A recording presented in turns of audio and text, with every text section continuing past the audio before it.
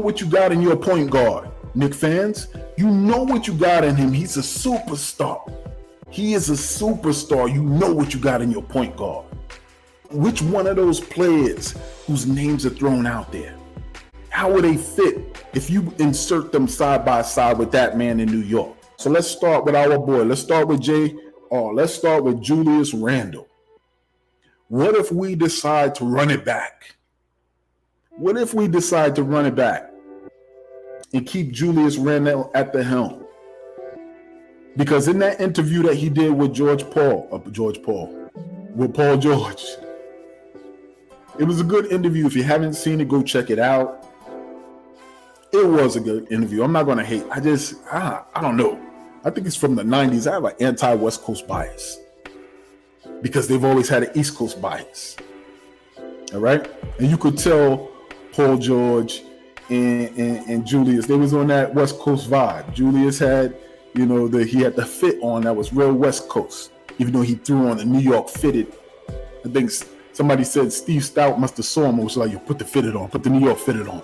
Because Knicks fans are going to go crazy. You put this fitted on. That's what it looked like. But in that interview, it was great. It talked a little bit about, he had Julius talking about his experience in New York, and playing in New York. And it takes a special type of player to play in New York.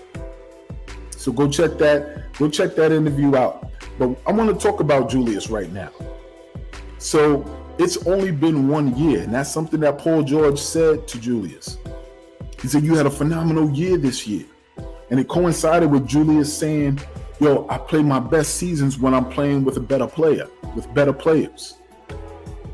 So that admission to me was everything, because it was like a tip to the hat that JB came in and it was us from the beginning. I finally had a player who I could rely on to help carry the load. He said that. I finally had a player who I didn't have to do everything. And he had the type of year that he had. Yes, there was points of frustration. Yes, he didn't show up the way we would have hoped he showed up in the playoffs. Yes, all of that is true. Yes, this is the second time in 3 years he did that. Yes. But this is the first season he's had a point guard. And he had a bounce back season such as he'd had. And he had a couple of games. He had the luxury of not having to step up. And I think that was something else that, he had to adjust to. Man, I don't have to have my best game in the playoffs and we could still win and we could still get out of a series. This is brand new. And then he got injured. And we ultimately seen that injury. It resulted in surgery. So, ladies and gentlemen, has he been given a fair shot to see how far he could take it with a point guard now?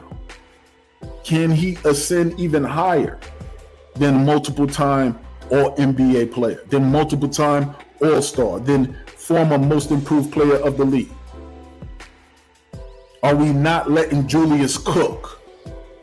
Is he the best option to be side by side with Jalen Brunson to lead the New York Knicks over the next 5 years? We know what he brings to the table. The man is relentless when he's attacking the basketball, or when he's attacking the basket. He's relentless. He drives the basketball with force every time he goes to the rim. There's no denying that Julius Randle is a skilled basketball player. His versatility is rare in big men in this league today. Not many power forwards who fit the basketball profile of Julius Randle. We can't argue that. He's an and one king, which means he finishes through contact. He's gaining that level of confidence that veterans gain when they've made a couple of evolutions, a couple of rotations around the NBA world. So they have this rhythm of what to expect. They can see when a young buck is nervous. And that night, he even mentioned it That was a great point. Y'all gotta go check out this interview. He said, Jared Jackson from the Memphis Grizzlies. He said, prior to them having a game, they happened to be in a weight room together. You know, the Jared Jackson was working out with his trainer or his boy, and Julius was working out on his own within the same space. And he said he heard Jared Jackson say, man, I'm dead tired, bro. And Julius said he was eavesdropping on the low. He said he heard him. He said, I'm going to tear his ass up. I'm going to tear his ass up. And he said he went out there and he gave him the business. Just because he heard him say that while he was in the same weight room. That's experience that comes with being in this league. Several rotations, playing with a GOAT like Kobe Bryant. Playing with a star player like Anthony Davis. Veterans like Derrick Rose. Those are the tips, tricks of the trade that you get when you've been in this league and you have that experience. Now, what happens when you play with other players who are on the same level, who have that same level of guile, like a Jalen Brunson has? Then you have the type of season that Julius Randle had this year.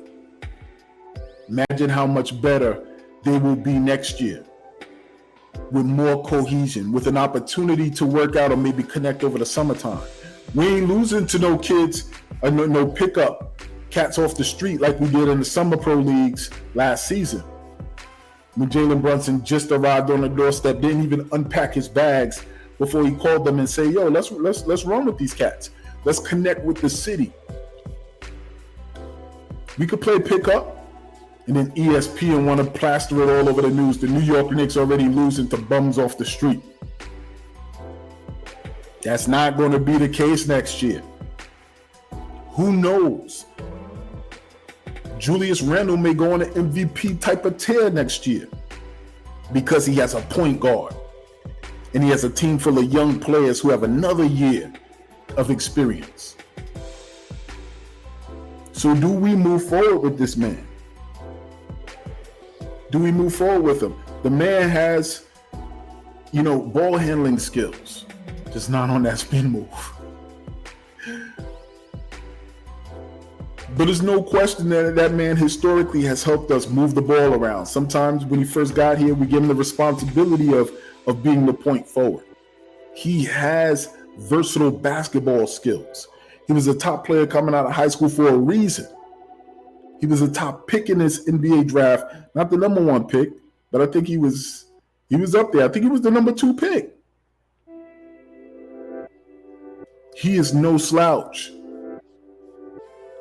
Now, if we're talking about areas of improvement, if we're talking about weakness, stop trying to clean it up, Shia. I know. Stop trying to clean it up. I know. The man got a low basketball IQ. I said it.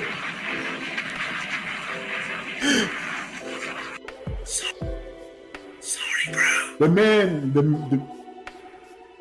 The man got dumb moments on the court. That be costing us games. He got a low goddamn basketball IQ. And then he gets frustrated. Yo, you get frustrated at certain moments and with your teammates. Imagine if they got frustrated with you the same way every time you did that goddamn spin move.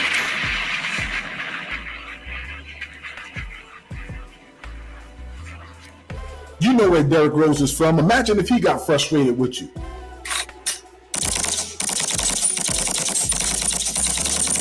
I'm sorry, D Rose.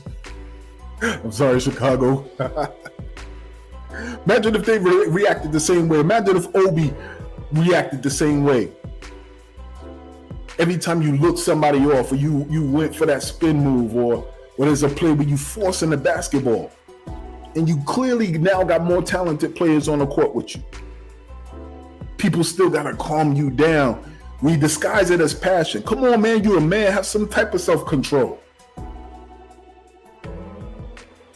That's the thing. That's the point of frustration Knicks fans have with you. He said it in that interview. He runs up on the street with fans, and it's all love. And I don't doubt that because we know basketball. We know basketball. It's going to be all love. But don't get it twisted. New Yorkers will tell you, yo, bruh, you've been doing good ever since you got rid of that goddamn spin move. Fuck that spin move. Gotta be cursing on here. Gonna get demonetized. I ain't even making no money. So that's what we have with Julius. Gotta give him the respect of having that number one spot and being the person we consider. Do we turn this thing around? We see how quickly the narrative can change when you're looking at Jokic. When Jokic got drafted, they started comparing him to Jahlil Okafor. They say he wouldn't be better than him. And then when he started getting better than him, they compared him to Kristaps Porzingis. He ain't going to be better than KP. When he jumped over that hurdle, he started getting compared to, Joel Embiid. That now, like that's up there. Said he wouldn't win MVP. How quickly can your narrative change in this league with slight tweaks, with growth, and with the right players around you, and a little bit of luck? So number one to consider. Is it a perfect marriage with Jalen Brunson and Julius Randle? Throw your ones in the comment section in the chat if it's a yes, throw your twos if it's a no.